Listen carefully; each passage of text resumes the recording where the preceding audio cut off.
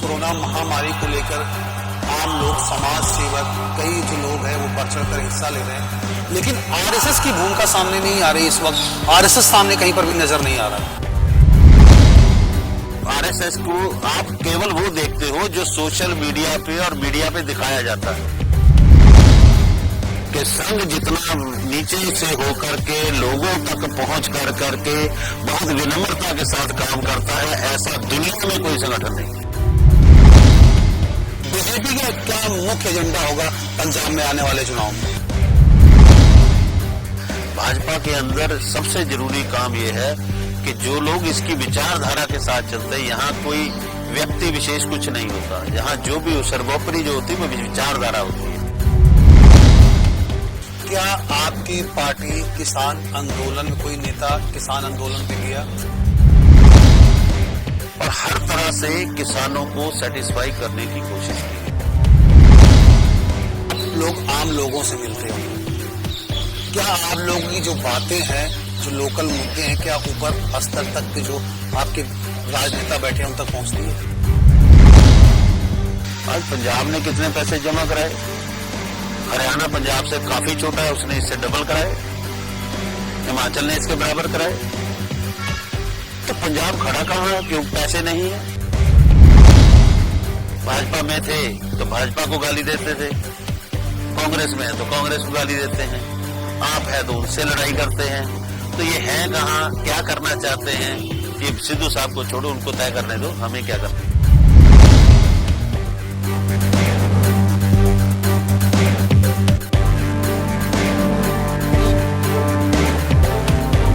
नमस्कार, इस वक्त हमारे साथ है पंजाब भाजपा के जो ट्रेड सेल है उसके प्रधान है दिनेश सरपाल।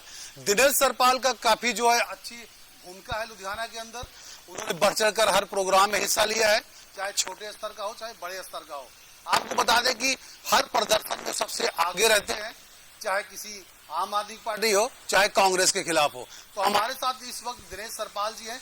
कई अहम मुद्दे पर हम उनसे बात करने वाले हैं कि उनकी सरकार और वो खुद पंजाब के लिए क्या क्या कर रहे हैं। जी पहले तो इस कोरोना महामारी जितनी फैली हुई है, पंजाब सरकार का कितना भूमिका है? नमस्कार, जय श्री राम।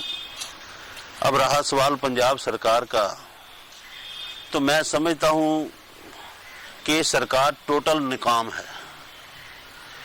इसकी भूमिका जो है लोगों को सुविधाएं देने में नहीं है, लोगों की समस्याओं को हल करने में नहीं है।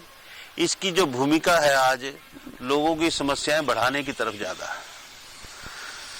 यहां तक मैं बात करूं कि इस महामारी में सबसे ज्यादा जरूरत जो क्रिटिकल मरीज होते हैं उसके लिए वेंटिलेटर्स की होती है। आज आप पंजाब के किसी भी शहर में देख लो, आप पठानकोट देख लो, आप गुरदासपुर देख लो, आप फिरोजपुर देख लो, यानी पंजाब के हर शहर में आप जहां भी देख लेंगे अव्यवस्था का माहौल है।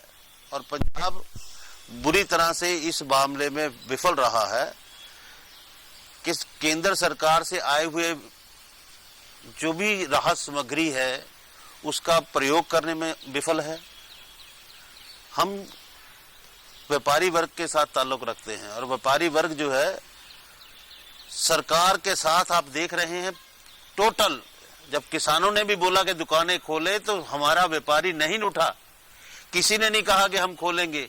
इस महामारी में वो सरकार का पूर्ण सहयोग करने को तैयार है, मगर सरकार जो है वो सिवाय अपनी राजनीति करने के, सिवाय एक दूसरे को सुलटाने के, इनके पास कोई टाइम नहीं। प्रवासी मजदूरों के सिर पर पंजाब की इंडस्ट्री और लगातार जो प्रवासी है लगातार लुधियाना और पंजाब को छोड़ रहे हैं, उसके लिए सरकार कुछ नहीं कर रही है। तो लुधियाना के अंदर जितना प्रवासी मजदूर है सरकार बताए उसके लिए क्या किया? इंडस्ट्री खोल दी, अब दुकानें बंद हैं। लुधियाना जो मुख्य नाम है, लुधियाना जिसके कारण लुधियाना का इतना बड़ा महानगर बना वो है हौजरी उद्योग। अब हौजरी उद्योग के अंदर मैक्सिमम लेबर लगती है, चाहे वो पंजाब की हो चाहे पंजाब के बाहर के प्रवासी हों। तो हौजरी इंडस्ट्री के लिए क्या किया सरकार ने, मजदूरों के लिए क्या किया, और सबसे बड़ी मुसीबत ये है स्मॉल स्केल इंडस्ट्री, जिसके कारण पंजाब हब है स्मॉल स्केल इंडस्ट्री का, कॉटेज इंडस्ट्री का। उसका तो हाल ये है कि बेचारा आज छोटा मोटा दुकानदार, छोटा मोटा व्यापारी, छोटा मोटा इंडस्ट्रीज बैंक की किस्तें नहीं दे पा रहा। आज बिजली के बिल देने भारी पड़ रहे हैं और पंजाब सरकार उसके लिए क्या कर रही है? एक भी राहत का एक पैसा भी पंजाब के छोटे कॉटेज इंडस्ट्री को, स्मॉल स्केल इंडस्ट्री को, मजदूर वर्ग को कोई बताए पंजाब सरकार ने क्या किया? आज कुछ नहीं किया। अंदर का काम था, जितनी वैक्सीन मुहैया करानी थी वो करा रहे हैं अपने कोटे से, कि इनको बोल दिया कि आप जहां से भी ले सकते हैं, आप इतने पैसे जमा कराइए।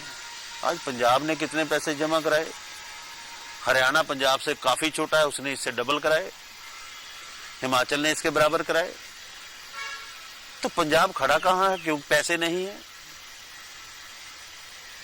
अब अवस्था का आलम चारों तरफ है, क्योंकि फोकस जो है वो एडमिनिस्ट्रेशन की तरफ नहीं है, फोकस कहीं और है।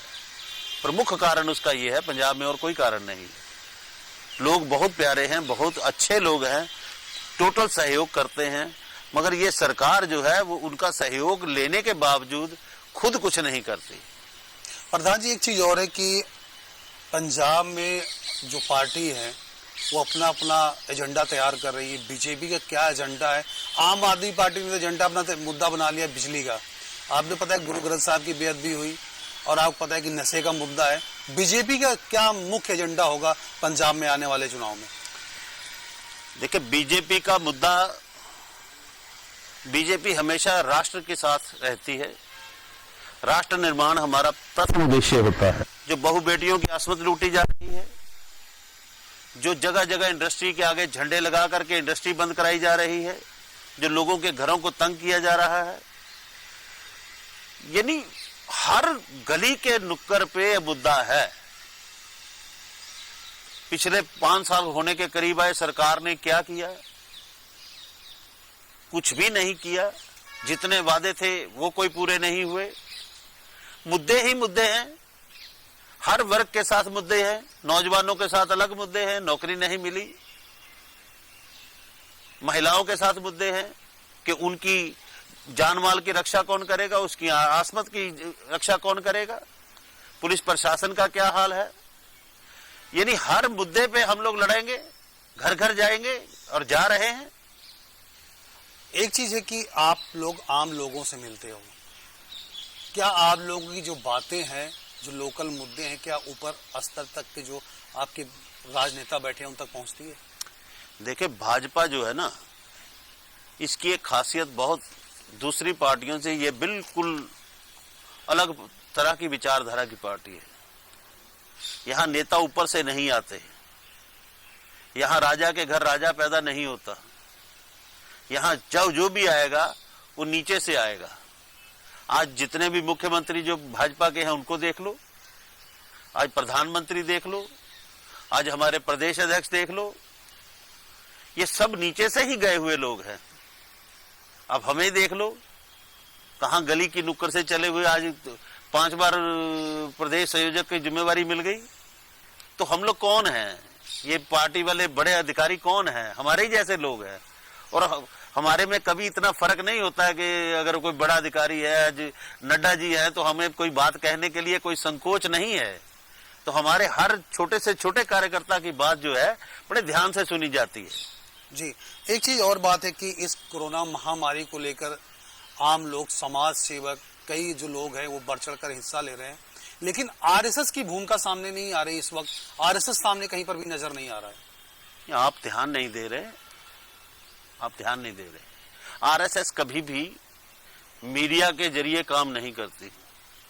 आज 64 शहरों में, भारत के 64 शहरों में हमारे जो है कैंप्स लगे हुए हैं, 64 शहरों में अस्पताल खोले हुए हैं। आज हजारों की संख्या में वॉलंटियर्स निकले हुए हैं। आप आरएसएस को आप केवल वो देखते हो जो सोशल मीडिया पे और मीडिया पे दिखाया जाता है। संघ जो है वो मैं क्योंकि मैं संघ की उसमें नहीं जा कह सकता, क्योंकि स्वयं सेवक के नाते मैं कह सकता हूं, क्योंकि मैं कोई अधिकारी नहीं हूं। मैं एक स्वयं सेवक के नाते जानता हूं कि संघ जितना नीचे से होकर के लोगों तक पहुंच कर करके बहुत विनम्रता के साथ काम करता है, ऐसा दुनिया में कोई संगठन नहीं।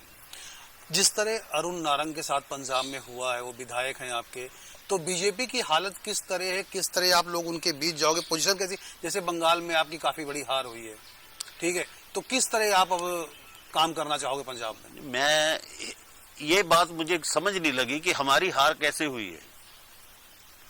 3 सीट थी, आज 77 सीट हैं हमारी, उसको आप हार कहते हैं? कांग्रेस कहां थी, लेफ्ट कहां था? हार उनकी हुई है कि हमारी हुई है? आप पौंडीचेरी में हमारा कभी राज नहीं रहा, हमारा राज आया।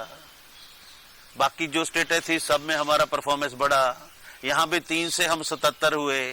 तो ये हार कांग्रेस की है, ये हार लेफ्ट की है। भाजपा तो हर जगह बड़ी है और बढ़ती ही जाएगी। क्या आपकी पार्टी किसान आंदोलन में, कोई नेता किसान आंदोलन में गया या उनकी बात ऊपर तक पहुंचाने की कोशिश किया कोई आपके मंत्री या नेता ने? कितनी, अब मैं किसान की बात कहूं कि कितनी मीटिंगें केंद्रीय स्तर तक हुई, कितने लोगों तक 11 मीटिंग हुई, इवन गृह मंत्री ने भी उनसे भेंट की, कृषि मंत्री की मीटिंगें हुई, पीयूष गोयल जी की भी हुई,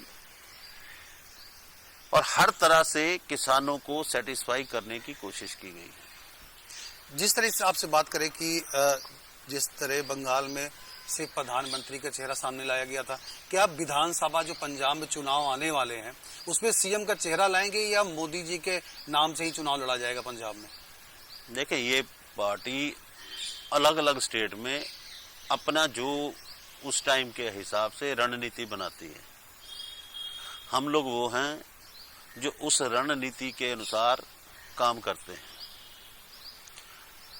तो जैसे पार्टी तय करेगी, संगठन तय करेगा कि इस तरह से काम करना है, तो हम लोग उसी तरह काम करेंगे।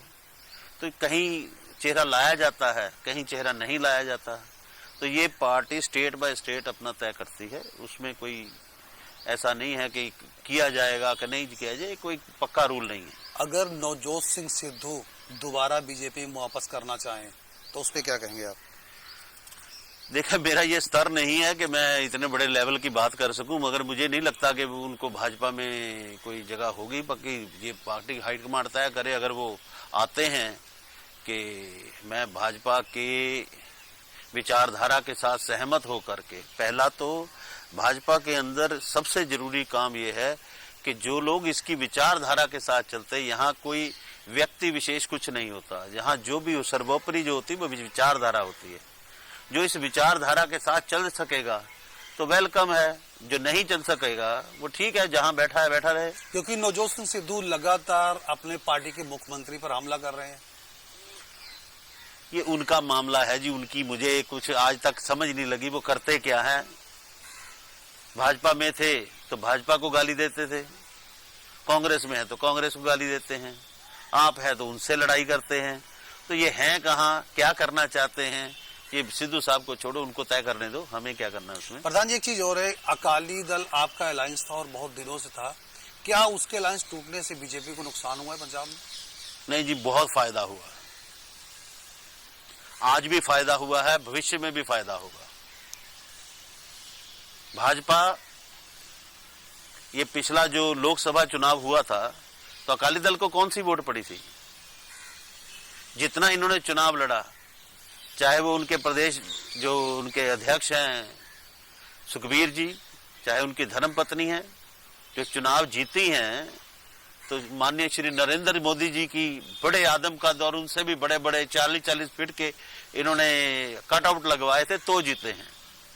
लुधियाना में भी अकाली दल ने जितने भगवा रंग के, पहली बार आपने देखा होगा कि भगवा रंग के पोस्टर लगे और माननीय नरेंद्र मोदी जी की फोटो सबसे बड़ी लगी। तो क्या बीजेपी किसी पार्टी के साथ पंजाब में समझौता करेगी? सुनने में आया था कि आप लोग ढींढसा के पास भी गए थे। नहीं, हम लोग नहीं गए कोई भी, ये पार्टी हाईकमांड के लेवल का काम है। इसमें हम लोग तो, मैंने आपको जैसे बताया कि हमें तो आदेश के पालन करने वाले कार्यकर्ता हैं। भाजपा कार्डर बेस्ड पार्टी है, हम लोग विचारधारा के साथ चलते हैं। विचारधारा के साथ जो सहमत है, जब तक अकाली हमारी विचारधारा के साथ सहमत थे तो हमारे साथ थे, जब हमारे साथ नहीं सहमत तो वो बाहर हैं। सिद्धू जी विचारधारा के साथ सहमत थे तो वो हमारे साथ थे, नहीं सहमत तो वो बाहर हैं। हम लोग तो जीत हार बाद की बात है। विचारधारा, राष्ट्र सर्वप्रथम, राष्ट्र, फिर धर्म, फिर संगठन, उसके बाद कहीं कोई जगह बचे तो हम। कांग्रेस की कारगुजारी पे क्या कहेंगे आप? कांग्रेस की कारगुजारी, इतनी निकम्मी सरकार और ऊपर से केंद्रीय नेतृत्व, अब कहना नहीं चाहिए, कोई लोग अपशब्द कहते हैं, तो ऐसे जो कह रहे नेतृत्व के साथ ये क्या करेंगे? और ये सारी कमजोरी, अगर पंजाब में भी जो हालात खराब हैं उसकी भी कमजोरी की प्रमुख वजह केंद्रीय नेतृत्व का ना होना है। नगण्य नेतृत्व है कांग्रेस का, उसकी पहली लाइन से लेकर चौथी लाइन तक कोई आदमी नहीं है, कोई लीडर नहीं है। आज जितने थोड़े बहुत जो नामी ग्रामी लोग थे, चाहे वो कपिल सिब्बल ले लो, चाहे वो गुलाम नबी आजाद ले लो, चाहे वो कितने थे, वो कहाँ है? सभी साइड हो गए। कहाँ है वो? क्योंकि बौने कद का जो व्यक्ति होगा वो अपने से ऊपर के किसी भी व्यक्ति को बर्दाश्त नहीं करता। आज मैं कहना नहीं चाहिए पर, लेकिन चलो, क्योंकि बहुत बड़े लेवल का काम है, मगर मैं जो एक आम नागरिक की तरह से, एक भारतीय जनता पार्टी के एक छोटे से कार्यकर्ता के तौर पे ये कहना चाहूंगा कि ये बौने कद का राहुल गांधी है, वो किसी को भी पनपने नहीं देगा। बिल्कुल, धन्यवाद दिनेश जी। मैं आपको बता दूं कि दिनेश सरपाल जी थे, बीजेपी पंजाब के जो है प्रकोष्ठ ट्रेड के जो यूनियन के उसके सारी प्रधान है, तो इन्होंने बड़े बेबाक तौर पे जवाब दिया।